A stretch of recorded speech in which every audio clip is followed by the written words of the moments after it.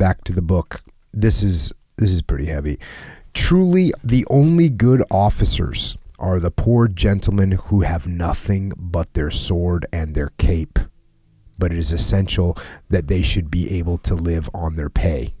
The man who devotes himself to war should regard it as a religious order into which he enters. He should have nothing, no other home than his troop, and should hold himself honored in his profession. So there you go. Go all in. Yeah, all in. And when people always ask me, especially when I was in, about work-life balance, and I'm like, hey, I'm not the guy to talk about that. I'm not the good person, especially when I was in the military. Yeah. Because this was me. You know, my number one priority, 100%, was the teams, and everything else was just kind of, hey, everyone else is along for the ride, but I know where I'm going. So the being that devoted to war, and it has a power, it has a certain... It made, if you got a guy that's thinking about it all the time. I think it was Jade and I were talking about something, and he said, the person who cares more wins. Yeah. And that's accurate. Yep. And I won a lot of stuff in my day just because I cared more. Yeah. I mean, I'm not going to sleep. I'm just going to be thinking about this. You're going to go home, and this weekend, you're going to go and do a family barbecue, and you're going to go play baseball with the kids and blah, blah, blah. And I was just like, no, I'm just going to be doing this all weekend. Yeah. I'm going to be working on this. I care about this. Yeah. Nothing else matters. So that's again, is it healthy for work-life balance?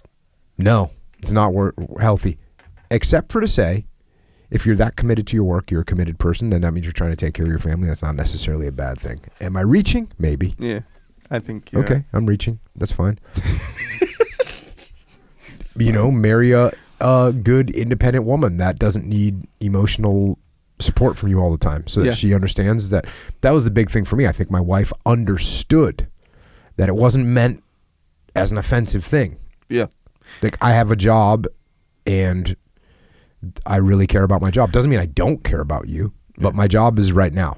And I need to do that. Yeah, and even the work-life balance. Am I just a bad husband? No, because the work-life. No, because there is no templated time allotted. That you need to spend with these people or those people or work versus family. There's no thing. Sometimes if you're like, hey, I need to spend more time with my wife. Your wife's like, bro, go leave me alone.